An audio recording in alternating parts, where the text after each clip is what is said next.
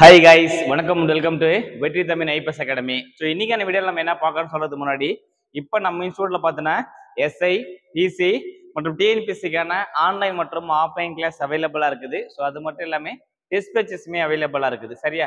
So உங்களுக்கு ஏதாவது நீங்கள் எந்த கோர்ஸ் படிக்கிறீங்களோ அதுக்கேற்ற மாதிரி எல்லாமே அவைலபிளா இருக்குது. ஸோ உங்களுக்கு எது வேணுமோ அது நீங்கள் என்ன பண்ணுங்க.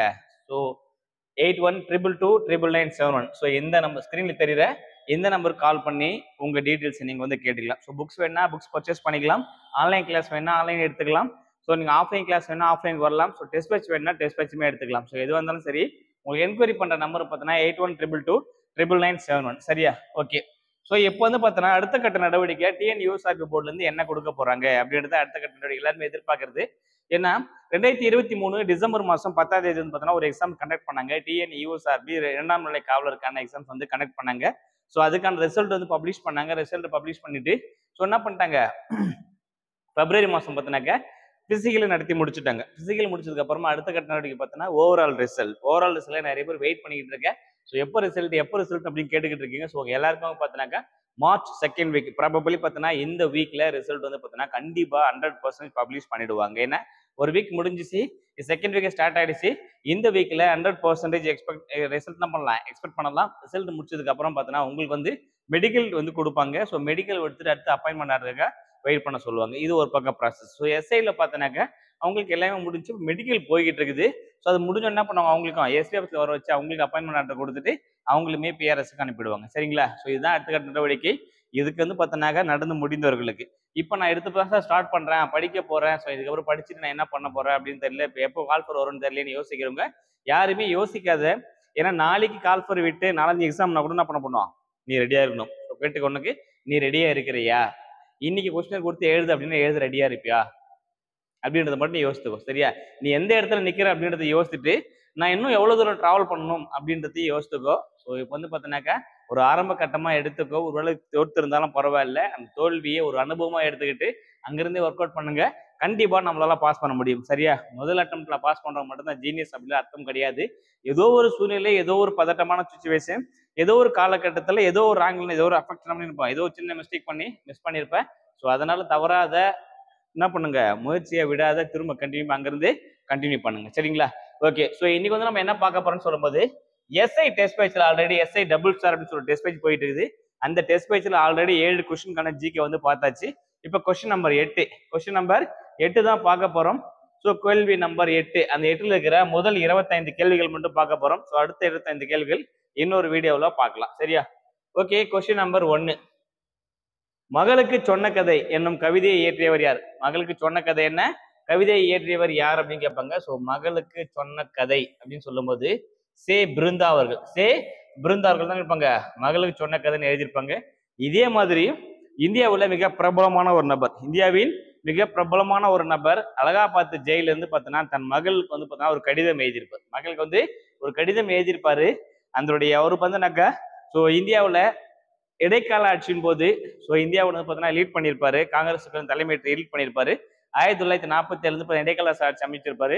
1952 நடந்த முதல் பொது தேர்தலில் பார்த்தோம்னா இந்தியாவின் பாரத பிரதமரா பதவியேற்றிருப்பாரு. ஸோ அவர் தான் பார்த்தா அந்த நபர் யாருன்னு கமெண்ட் பண்ணுங்க. ஸோ அதுக்கப்புறம் பார்த்தோன்னா அவர் வந்து பார்த்தோன்னா மகளுக்கு எழுதிய கதை, அதாவது மகளுக்கு எழுதிய கடிதம் அப்படின்னு கொடுத்துருப்பாங்க. ஸோ அந்த மகள் யார் அப்படின்றதுமே கமெண்ட் பண்ணுங்க. அவங்க தான் பார்த்தோன்னாக்க ஸோ சுதந்திர இந்தியாவில் வந்து பார்த்தோன்னாக்க ஒரு முதல் பெண் பிரதமர், சுதந்திர இந்தியாவின் முதல் பெண் பிரதமராகவும் பதவியேற்றிருப்பாங்க. ஸோ இந்த 2 நபருக்கான தொடர்பு தெரிஞ்சிச்சுன்னா நீங்க மறக்காம கமெண்ட் பாக்ஸ்ல போஸ்ட் பண்ணி விட்டுருங்க. சரிங்களா? ஓகே. அடுத்த கொஸ்டின் போலாம். கொஸ்டின் நம்பர் 2, இது முன்னுரையில மூன்றுரை அறிஞர். சரியா? இதை மூன்றுரை அறிஞர் எந்த நூற்றாண்டை சார்ந்தவர் அப்படின்னு கேட்கும்போது 3க்கு அப்புறம் 4 தானே, அப்ப 4ஆம் நூற்றாண்டை சார்ந்தவர். 3க்கு அப்புறம் 4, 4ஆம் நூற்றாண்டை சார்ந்தவர் என்பதே சரியான விடை. அடுத்த கொஸ்டின் போலாம். கொஸ்டின் நம்பர் 3, பொதியுவாயினும் இமயமாயினும், இது பொதி அப்படின்னாக்கா பொதிகை மலை அப்படின்னு அர்த்தம். இமயமாயினும் இமயமலையாயினும் சரி 17 அரியார் பழங்குடி என்று கூறியவர் யார் அப்படின்னு கேட்கிறாங்க. ஸோ இந்த கொஸ்டினுக்கான சரியான விடை ஆப்ஷன் ஏ, இளங்கோவடிகள். சரியா? இளங்கோவடிகள் நமக்கு எல்லாருக்குமே தெரிஞ்சிருக்கும். ஸோ இவர் நினைப்பாங்க இவருடைய வந்து பார்த்தீங்கன்னா 50 காப்பியங்கள்ல சிறந்த காப்பியத்தில் ஒன்று வந்து இவர் எழுதியிருப்பாரு.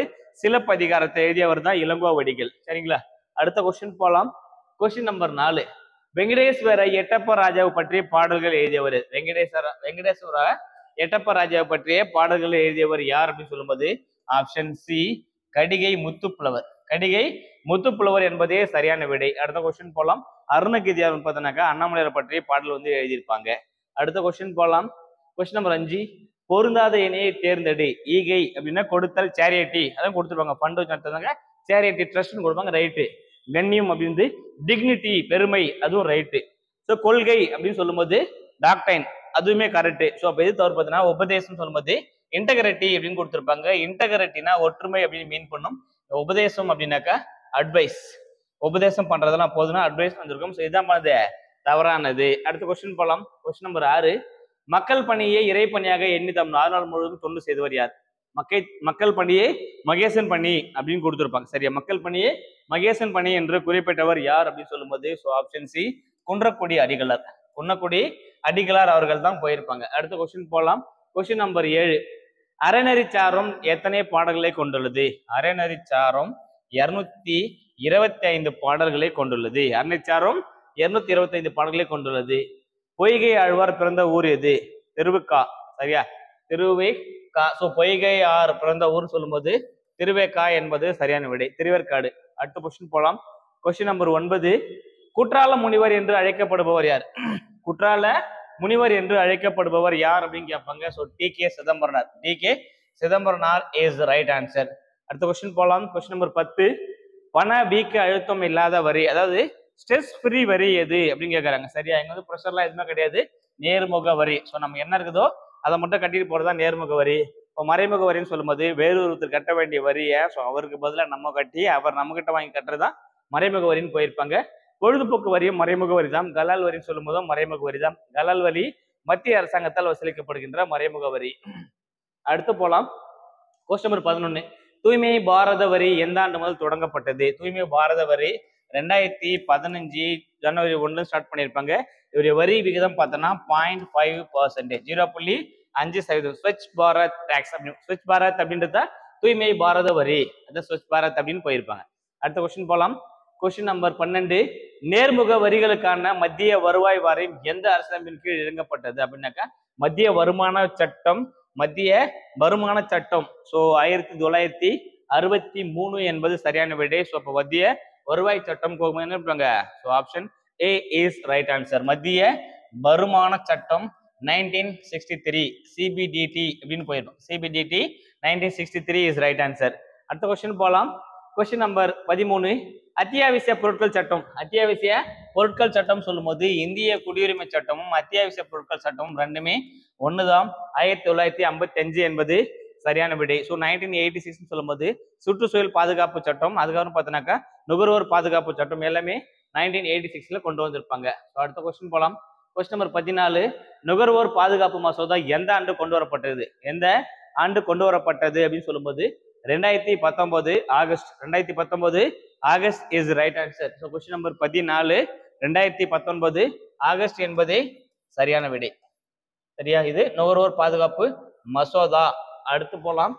மத்திய அமைச்சரவையில் பதவி வகித்த முதல் பெண். மத்திய அமைச்சரவையில் பதவி வகித்த முதல் பெண் யாருன்னு சொல்லும்போது ஆப்ஷன் சி விஜயலட்சுமி பண்டிட் என்பது சரியான விடை. வந்து பார்த்தீங்கன்னா நேருவின் சகோதரி, நேருவர்களுடைய சகோதரி போயிருப்பாங்க. இந்த அருந்ததி ராய் அப்படின்னு சொல்லும்போது முதல் புக்கர் பரிசு பெற்ற இந்திய பெண் எழுத்தாளர் சொல்லும்போது அருந்ததி ராய் போயிருப்பாங்க. சரோஜினி நாயுடு அப்படின்னு சொல்லும்போது கவி குயில், எல்லாருக்குமே தெரிஞ்சிருக்கும். ஸோ கவி குயில் அப்படின்னு சொல்லுவாங்க. அது மட்டும் இல்லாம இவங்க காங்கிரஸோட தலைவராகவும் இருந்திருப்பாங்க, காங்கிரஸ் கட்சியோட தலைவராகவும் இருந்திருப்பாங்க. இந்தியாவின் முதல் பெண் ஆளுநர் இவங்க தான். இந்தியாவின் முதல் பெண் ஆளுநரும் பார்த்தாலும் இவங்க தான் இருந்திருப்பாங்க. சரியா, இப்ப சுஷ்மா ஸ்வராஜ் சொல்லும்போது வெளியுறவுத்துறை அமைச்சர், இவங்க வந்து பார்த்தோன்னா மத்திய அமைச்சரோட வெளியுறவுத்துறை அமைச்சரா பதவியேற்றிருப்பாங்க. அடுத்த கொஸ்டின் போலாம். கொஸ்டின் நம்பர் 16 உற்பத்தி காரணிகளை வழங்குவதற்கும் விற்பதற்குமான சண்டை. உற்பத்தி காரணிகளை வாங்குவதற்கும், உற்பத்தி காரணிகள் அப்படின்னு கொடுக்கும்போது முதல்நிலை உற்பத்தி, இரண்டாம் நிலை உற்பத்தி ரெண்டா டிவைட் பண்ணியிருப்பாங்க. இந்த ரெண்டா டிவைட் பண்ணும்போது அதை வாங்கக்கூடிய காரணிகள் அப்படின்னு சொல்லும்போது காரணி சந்தை. ஏன்னா காரணி பேசல காரணி சந்தை என்பது சரியான விடை. சரியா, இந்த ஃபேக்டர்ஸ் வந்து ரெண்டா டிவைட் பண்ணியிருப்பாங்க. ஒன்று முதன்மை காரணம் வந்து இரண்டாம் காரணி, முதல்நிலை காரணி சொல்லும் போது இருப்பாங்க உழைப்பு, நிலம் உழைப்பு ரெண்டுமே இருப்பாங்க முதல்நிலை காரணிகள் போயிருப்பாங்க.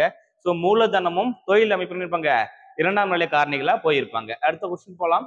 கொஸ்டின் நம்பர் 17 இந்தியாவில் வானொலி முதலில் டேஷ் ஒளிபரப்பப்பட்டது. இந்தியாவில் முதல்ல வானொலி எந்த ஆண்டு ஒளிபரப்பப்பட்டது அப்படின்னு கேட்குறாங்க. ஸோ இந்த கொஸ்டினுக்கான சரியான விடை ஸோ ஆப்ஷன் பி 1927 ஒளிபரப்பு பண்ணியிருப்பாங்க. இதுக்கப்புறம் இருப்பாங்க 1936 இருப்பாங்க ஆகாசவாணி அப்படின்னு பேர் இந்திய வானொலி ஆகாசவாணியின் பெயர் மாற்றம் செய்யப்பட்டிருக்கும். அடுத்த கொஸ்டின் போகலாம். Question number 18. தேசிய நுகர்வோர் குறைதீர் ஆணையம் தேசிய நுகர்வோர் குறைதீர் ஆணையம் எங்கு காணப்படுகிறது அப்படின்னு கேட்கிறாங்க. ஸோ இந்த கொஸ்டினுக்கான சரியான விடை ஸோ மேக்சிமம் இந்த மாதிரி கொஸ்டின்ஸ் எல்லாம் பார்த்தோன்னா ஆணையங்கள் அதிகமாக எங்கன்னு பார்த்தோன்னா புதுடெல்லி. அதிகமாக புதுடெல்லி. சில கொஸ்டின்ஸ் நம்ம கெஸ் பண்ணி தான் போடுற மாதிரி இருக்கும். ஏன்னா கொஞ்சம் உஷாரதா இருக்கலாம். இப்போ ஹைதராபாத்னு சொல்லும் போது எது பார்த்தீங்கன்னா இருப்பாங்க இன்காய்ஸ் நிறுவனம், அதாவது சுனாமி எச்சரிக்கை நிறுவனம் பார்த்தோன்னா ஹைதராபாத் கொடுத்துருப்பாங்க. கல்கத்தா பார்த்தோன்னா நில அழிவியல் நிறுவனம் வந்து கல்கத்தா போயிருப்பாங்க. மும்பையில் பார்த்தோன்னா RBI கொடுத்துருப்பாங்க. அதுக்கப்புறமா இந்த வானொலி நிறுவனம் தலைமையிடம், ஸோ இந்திய அணுசக்தி துறையின் தலைமையிடம், அதுக்கப்புறமா ஸோ இதெல்லாம் பார்த்தீங்கன்னா வச்சிருப்பாங்க மும்பையில் வச்சிருப்பாங்க. சரிங்களா, அடுத்து போகலாம். Question number 19. மத்திய மோட்டார் வாகன விதிமுறை சட்டம் மத்திய மோட்டார் வாகன விதிமுறை சட்டம் அப்படின்னு கேட்டிருப்பாங்க. MVAV அப்படின்னு சொல்லும்போது மோட்டார் வெஹிக்கல்ஸ் ஆக்ட் அப்படின்னு கொடுக்கும்போது 1989. ஸோ ஆப்ஷன் தான் சொல்லுது எல்லாமே 4. ஏன்னா மோட்டார் வெஹிக்கல் ஆக்ட் MVA 1989 பிராக்கெட்ல 1 படி பயணச்சீட்டு அதை என்ன பண்ணுவாங்க 500 ரூபாய் அபராதம் அப்படின்னு கொடுத்துருப்பாங்க. ஸோ 1க்கு 4 என்பது சரியான விடை. அடுத்த கொஸ்டின் பார்க்கலாம். அடுத்த ஆப்ஷன் பார்க்கலாம். அடுத்த ஆப்ஷன் பார்க்கும்போது என்ன இருக்குன்னு பார்த்தோன்னாக்கா கருப்பு சந்தைப்படுத்தல் சட்டம். கருப்பு சந்தைப்படுத்தல் சட்டம் சொல்லும் போது option C is right answer. 4-3 சொல்லும் போது இது ரிஜெக்ட், இது ரிஜெக்ட், இதுவான்றத பார்த்துடலாம். சட்ட அளவீடு சட்டம் சொல்லும் போது 2009. சட்ட அளவீடு சட்டம் 2009. மோட்டார் வாகன விதிமுறை சட்டம் 1968. சரியா, இங்க 68, இங்க 89. ஸோ ரிவர்ஸ் வார்த்தை மட்டும் லெட்டர்ஸ் மட்டும் ரிப்பீட் பண்ணி போட்டிருப்பாங்க. So 4-3-1-2 option A is right answer. அடுத்த கொஸ்டின் போகலாம். Question number 20. வேக தடைகளை மதித்தல் பற்றி குறிப்பிடும் விதி எது? வேக தடைகளை மதித்தல் பற்றி குறிப்பிடும் விதின்னு சொல்லும்போது ஆப்ஷன் ஏ 112 ஆர்டிகல் 112 ஆர்டிகல் 112 தான் அதை பற்றி குறிப்பிடுகிறது. Question number 21. மக்களவையின் முதல் பெண் சபாநாயகர் யார்? மக்களவையின் முதல் பெண் சபாநாயகர் சொல்லும்போது option B Meera Kumar is right answer. சரியா, ஸோ முதல் பெண் நீதிபதினு சொல்லும்போது பாத்திமா பிவி.